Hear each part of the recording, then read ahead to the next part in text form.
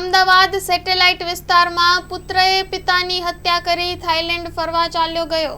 આમાં એવું છે કે જે મરણ જનાર છેલ્લો દીકરો છે એ દીકરો ઘરે કહાવાનો હતો અને હેરાનગતિ એનાથી થતી હતી, એટલે જે પરિવારના સભ્યો છે એ બીજો ફ્લેટ રાખીને રહેતા હતા। આ ફ્લેટમાં એ દીકરો રહેતો હતો અને એની સાથે એના પિતાજી છે એ સાથે રહેતા હતા। 27મી તારીખે જ્યારે એના પિતા ઘરે આવ્યા તો અને દરવાજો અંદરથી બંધ કરેલો હતો, ખોલ્યો નહીં, એટલે એમના પિતાને બધા આવી અને મિસ્ત્રીને બોલાવી અને દરવાજો તોડાવ્યો અને પછી અંદર ઘરમાં પ્રવેશ કર્યો હતો। તો આ જે પ્રવેશ કર્યો એ દીકરાના મનમાં લાગી આવ્યું કે કેમ આ રીતે તોડીને ઘરમાં ના પાડો છો આપણે, એટલે રાત્રે જ્યારે એના પિતા સૂઈ ગયેલા હતા એ વખતે એ ઉઠ્યો અને છરી લઈને એના પિતાજીના ગળાના ભાગે છરીના ઘા કરતા એમનું મરણ થયું। ત્યારબાદ દીકરો છે એણે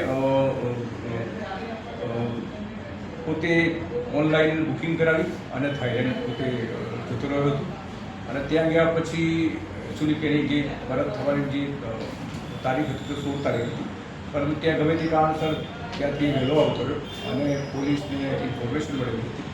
ટેકનિકલ સોર્સનો ઉપયોગ કરીને પોલીસ એને પકડી લીધો છે। ક્યાંથી પકડ્યો સર? અને અમદાવાદથી। મુખ્યત્વે કારણ એ જ હતું કે લોક શા માટે તોડ્યું એ જ કે અન્ય કોઈ કારણ? હા, એ ફરીથી કહું કે દીકરો છે એ ખરેખર ઘરે કહેવાનો હતો, કોઈ કામ કરતો ન હતો અને ઘરે જ પડી રહેતો હતો।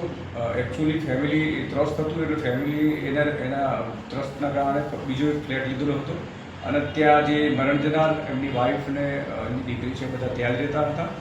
ફક્ત અહીંયા દેખરેખ માટે જ એના પિતાજી આવીને આ ફ્લેટ ઉપર એની સાથે રહેતા અને આને બંધ કરેલો દરવાજો તો ઘણી વખતે બંધ કર્યો તો ખોલતો નહોતો, એટલે આ ગઈકાલે 27 તારીખે ખોલતો નહોતો, એટલે જે મિસ્ત્રી પાસે ખોલાવીને અંદર પ્રવેશ કર્યો એટલે એને એ જ લાગ્યું કે ના પાડો છો તો કેમ આવે, અને એટલે જ એણે એગ્રેસિવ થઈ રાત્રે 12 વાગ્યા પછી થોડી રાત્રે એના પિતાજીનું મર્ડર।